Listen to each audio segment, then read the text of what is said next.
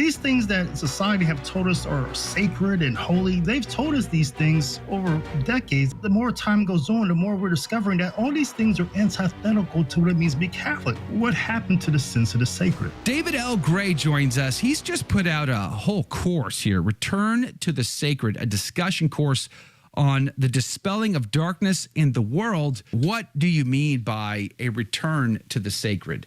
Yeah, so we're basically asking three questions. So we were able to assemble this amazing group, including yourself, who came on, did an amazing lesson. And so I wanted to ask as many people as I could, from priests to deacons to religious to evangelists to theologians, just these three basic questions. The first one was, what happened to the sense of the sacred? And the second was, well, if we lost the sense of the sacred, well, what have we lost along the way? Some things may have dropped off if we lost the sense of the sacred, or what is true, what is holy, these gifts from God. Well, what have we lost if we lost that sense? And the last one was, how do we recover it?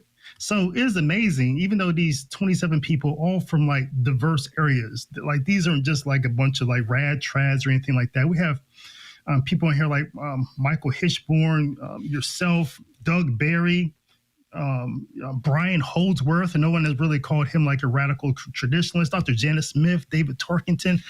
I mean, just Catholics from across the board who are well educated, thoughtful, have thought about these things for a long time, came together to say, hey, let's deal with this, because this is the most important question of our day. What happened to the sense of the sacred? Because we look around, Joe, and we see things are just off. You know, we're calling things our human rights that doesn't seem to be true. We're calling things such as transgender rights, homosexual rights, abortion rights.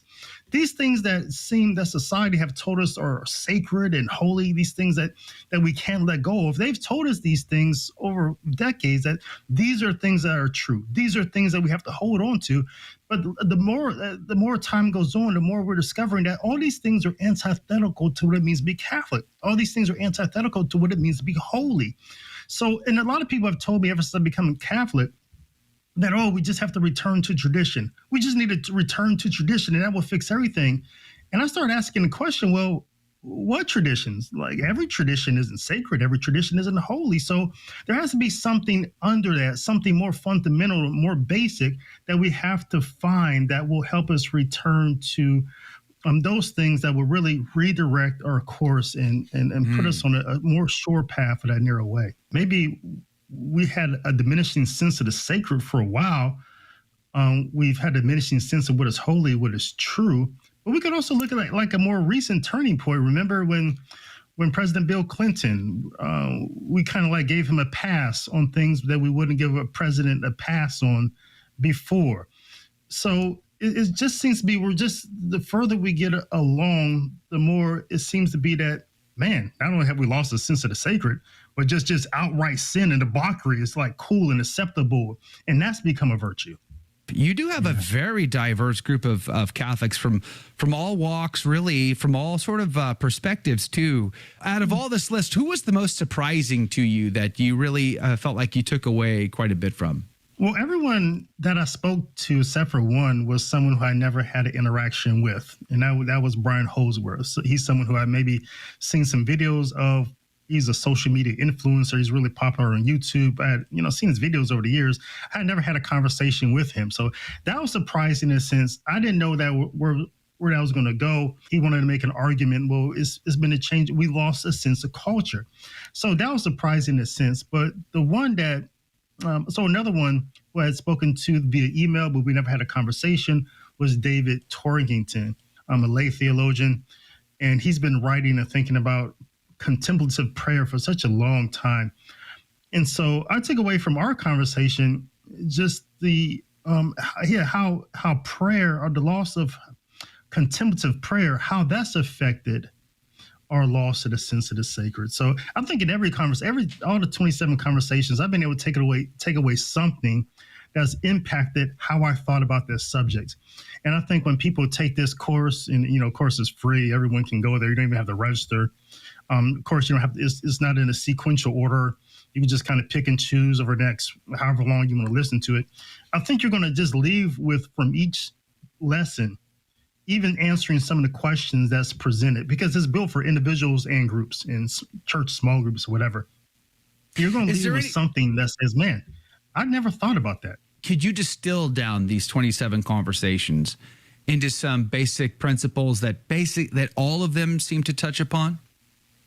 Yeah, that was crazy, Joe, because these people, some of them disagree with each other about points, non-dogmatic points. It was so amazing that there are some common themes that kept coming back again and again and again.